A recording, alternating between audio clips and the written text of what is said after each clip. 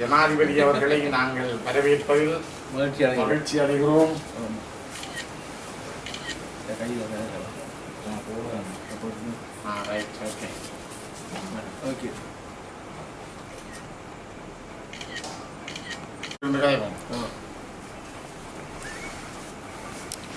அதுக்கு தந்தை செல்வா ஒரு அஞ்சலி எழுதி தான் போட்டாங்க.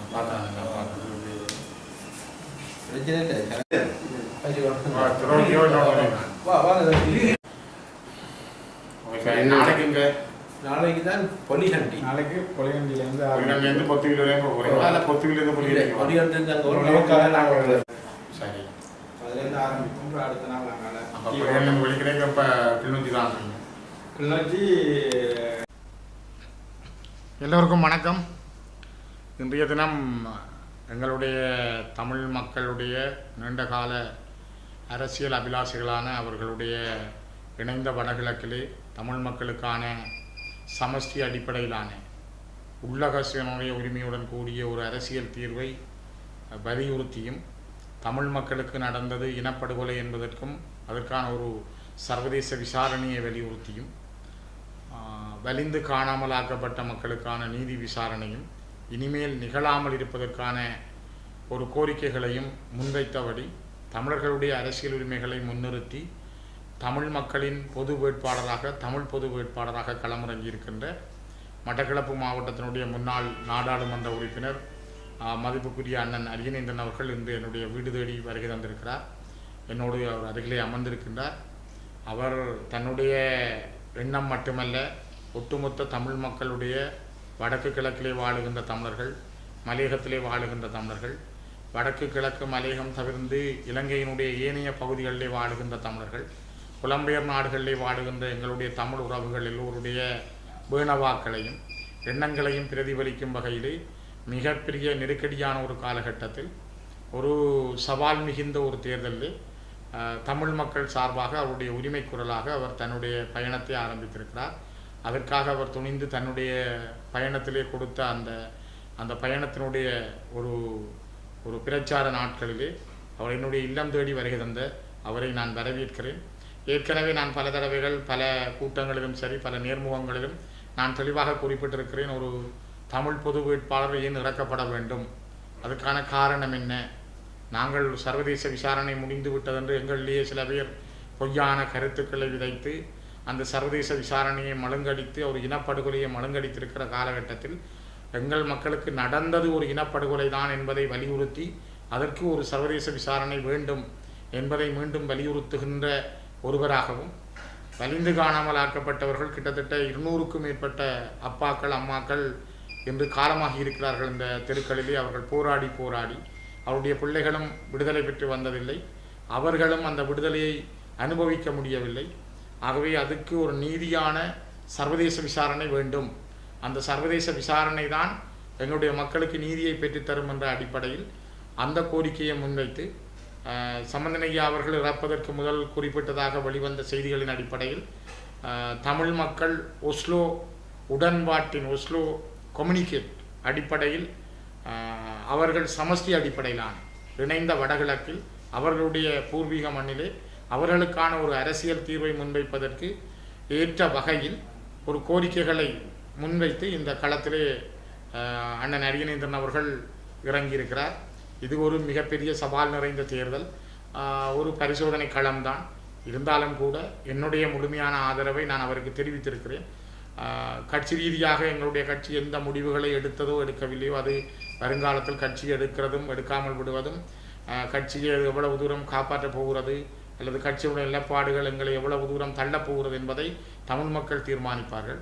ஆனால் தமிழ் மக்களுடைய ஒரு பிரதிநிதியாக, மக்களால் தெரிவு செய்யப்பட்ட ஒரு பாராளுமன்ற உறுப்பினராக நான் என்னுடைய தனிப்பட்ட ரீதியான எண்ணங்களோடும் எங்களுடைய மக்களுக்கு நான் வேண்டுகோளை விடுக்கிறேன். நாங்கள் இந்த வருடம் ஒரு மிகப்பெரிய செய்தியை உலகத்துக்கு சொல்ல வேண்டும், இலங்கைக்கும் சொல்ல வேண்டும். அதற்கான ஒரு தேர்தலாக இந்த ஜனாதிபதி தேர்தல் களத்தை நாங்கள் பயன்படுத்த வேண்டும். அதற்கான வேட்பாளராகத்தான் அண்ணன் அரியநேந்திரன் அவர்கள் இருக்கிறார்.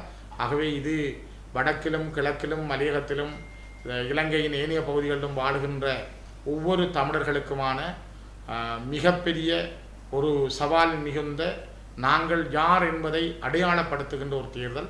அதற்காக நாங்கள் எல்லோரும் இணைந்து இங்குள்ள தமிழருக்கு இன்னல் விளைத்தால் சங்காரம் நிசமன சங்கிய முழங்கு என்று பாரதிதாசன் சொன்ன அந்த பாடல் வரிகளோடு எங்களுடைய அந்த சங்கு முழக்கத்தோடு நாங்கள் பயணத்தை தொடர வேண்டும் என்று எல்லோரையும் நான் அன்பாக கேட்டுக்கொள்கின்றேன். வணக்கம். உண்மையில் நான் தமிழ் பொது வேட்பாளராக எதிர்வருகின்ற ஜனாதிபதி தேர்தலிலே போட்டியிடுகின்றேன். உண்மையில் அந்த தேர்தலில் போட்டியிடுவதற்கான நோக்கம் என்னவென்றால், எமது வடகிழக்கில் இருக்கக்கூடிய 83க்கும் மேற்பட்ட பொது அமைப்புகள், தமிழ் தேசிய கட்சிகள் இணைந்து என்னை வேட்பாளராக எடுத்திருக்கின்றார்கள். அந்த அடிப்படையில் நான் மனப்பூர்வமாக ஏற்று அந்த பிரச்சார பணிகளை மேற்கொண்டு வருகின்றேன். அந்த அடிப்படையில் இப்பொழுது நான் யாழ்ப்பாணத்து மாவட்டத்தில் அந்த பிரச்சார பணியை மேற்கொள்கின்ற போது கௌரவ பாராளுமன்ற உறுப்பினர் ஸ்ரீதரன் அவர்களின் இல்லத்துக்கு வருகை தந்திருக்கின்றேன். அவர் பூரண ஆதரவை இந்த பொது வேட்பாளருக்கு தருவதாக வாக்குறுதி அளித்திருக்கின்றார். உண்மையிலே இந்த சின்னத்தை நாங்கள் பெறுகின்ற போது இந்த சின்னத்தை எடுக்க வேண்டும் என்கின்ற ஆலோசனை கூட அவர் தான் கூறியிருந்தார். அவர்தான் சங்கு சின்னத்தை எடுத்தால் நல்லது என்ற விடயத்தையும் எனக்கு கூறியிருந்தார். அந்த அடிப்படையில் எங்களுக்கு அந்த சங்கு சின்னமும் கிடைத்திருக்கின்றது. அவரின் வேண்டுகோளுக்கு இணங்க அதை நாங்கள் பெற்றிருக்கின்றோம். ஆகவே இந்த நாங்கள் கூறுகின்ற விடயம் என்னவென்றால், இந்த வாக்கு என்பது தாங்களே போடுகின்ற வாக்காகத்தான் நான் பார்க்கின்றேன். தமிழருக்கு போடுகின்ற வாக்கு என்ற அந்த கணிப்பீட்டின் அடிப்படையில் தான் நாங்கள் வாக்குகளை செலுத்த வேண்டும். ஏனென்றால் நாங்கள் கடந்த பல வருடங்களாக 75 வருடங்களாக ஒரு இன்னல் பற்ற இனமாக, ஒரு இனப்பிரச்சனைக்கான அரசியல் தீர்வு ஒன்றும் இல்லாத ஒரு நிலையில் தான் நாங்கள் வாழ்ந்து கொண்டிருக்கின்றோம். 8 ஜனாதிபதிகளை ஆதரித்தும் இருக்கின்றோம், எதிர்த்தும் இருக்கின்றோம். ஆனால் அவர்கள் பதவிக்கு வந்தபோது அவருடன் பேசியும் இருக்கின்றோம், ஏமாந்தும் இருக்கின்றோம். இவ்வாறான ஒரு தொடர்கதையாகத்தான் எங்கள் வரலாறு இருந்து கொண்டிருக்கின்றது. ஆகவே அந்த வரலாறுகளின் அடிப்படையில் இருந்து கற்பித்த பாடமாகத்தான் இந்த முறை தேர்தலிலே ஒரு பொது வேட்பாளரை இறக்கி நாங்கள் இணைந்த வடகிழக்கில் ஒரு சமஷ்டி அடிப்படையிலான தீர்வு எங்களுக்கு வழங்கப்படவில்லை. அவர்கள் ஏமாற்றி இருக்கின்றார்கள். அந்த ஏமாற்றத்தின் வெளிப்பாடாக எங்கள் வடகிழக்கு மக்கள் கொடுக்கின்ற அந்த ஆணை என்பதை விட அவர் கொடுக்கின்ற அந்த கட்டளை அல்லது அதில் வருகின்ற பிரதிபலிப்பை நாங்கள் இலங்கை அரசாங்கத்துக்கும் சர்வதேசத்திற்கும், குறிப்பாக எங்கள் அயல்நாடாக இருக்கக்கூடிய எமது இந்தியா பாரத நாட்டுக்கும் அதை காட்ட வேண்டிய ஒரு தேவை இருக்கின்றது. அதே நேரத்தில் யாரோ ஒருவர் ஜனாதிபதியாக வரப்போகின்றார். அது பிரதான வேட்பாளராக இருக்கக்கூடிய ரணிலாக இருக்கலாம், சைத்தாக இருக்கலாம், அல்லது அனுரகுமார திசாநாயக்காவாக இருக்கலாம். இந்த 3இல் ஒருவர் தான் ஜனாதிபதியாக வருவார் என்ற கணிப்பீடு இருக்கின்றது. ஆக இந்த 3இல் ஒருவருக்கும் ஒரு பாடமாக இருக்க போகின்றது என்னவென்றால், நாங்கள் கடந்த காலம் 8 ஜனாதிபதிகளால் அவர்கள் ஏமாற்றப்பட்டதன் விளைவாக இந்த முடிவு வந்திருக்கின்றது. ஆகவே இனி நாங்கள் ஏமாற்ற முடியாது. தமிழ் மக்களுக்கான ஒரு தீர்வை கொடுக்க வேண்டும் என்ற செய்தியும் கூட இந்த மக்கள் வாக்களிக்கின்ற போது அவர்கள் நிச்சயமாக வாக்களிக்க வேண்டும். இதில் நாம் திரும்பவும் கூறுகின்றது என்னவென்றால், தமிழ் மக்களுக்கு ஒரு கடமை இருக்கின்றது. நாங்கள் பல போராட்டங்களில் நாங்கள் சந்தித்திருக்கின்றோம், பல போராட்டங்களை நடத்தி இருக்கின்றோம், பல எழுச்சிகளை மாநாடுகளை எழுச்சி கூட்டங்களை நடத்தி இருக்கின்றோம். அது பொங்கு தமிழாக இருக்கலாம், எழுக தமிழாக இருக்கலாம், பத்திரிகை தொடக்கம் பொலிகண்டியாக பேரணியாக இருக்கலாம். எல்லாம் ஒரு மக்களை திரட்சியாக எடுத்து மக்களை வெளிக்காட்டுகின்ற ஒரு கடப்பாடாக இருக்கின்றது. அவ்வாறான ஒரு விடயமாகத்தான் நான் இதை பார்க்கின்றேன். ஒரு ஜனநாயக ரீதியாக மக்கள் திரட்சியாக சென்று ஒரு நாள் சென்று ஒரு புள்ளடியை போட்டுவிட்டு வருவது, அவ்வளவுதான். அது ஒரு பாரிய சக்தியாக மாறி ஒரு செய்தியை வெளியிலே கொண்டு வரக்கூடியதாக இருக்கும்.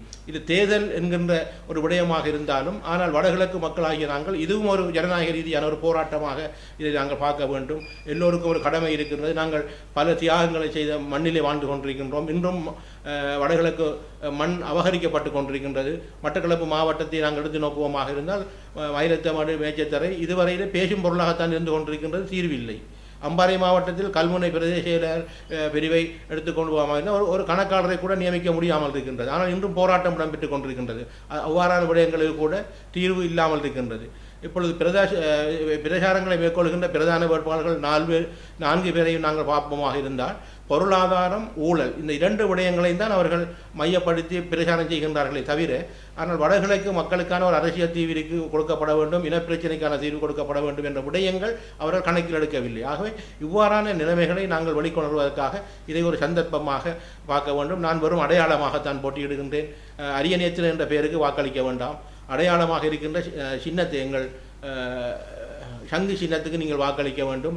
தனிப்பட்ட விரோதங்கள் குரோதங்கள் எல்லாம் இதில் விட வேண்டும். இது ஒரு தமிழ் இனத்துக்கான ஒரு பாரிய பணியை கையில் எடுத்திருக்கின்றார்கள் இந்த பொது கட்டமைப்பு. அதுக்கு நான் ஒரு அடையாளமாக வந்திருக்கின்றேன். ஆகவே நிச்சயமாக வாக்களிக்க வேண்டும். அந்த செய்தியை நாங்கள் எதிர்வருகின்ற 21ஆம் தேதி வாக்களித்து செப்டம்பர் மாதம் 22ஆம் தேதி வெளிக்காட்டுகின்ற போது அதில் வருகின்ற பிரதிபலிப்பை வைத்து அடுத்த கட்ட நகர்வுக்கு நாங்கள் செல்லக்கூடியதாக இருக்கும். ஆகவே எல்லோரையும் நாங்கள் இதில் வாக்களிக்குமாறு அன்பாகவும் பண்பாகவும் கேட்டுக்கொள்கின்றோம். நன்றி, வணக்கம்.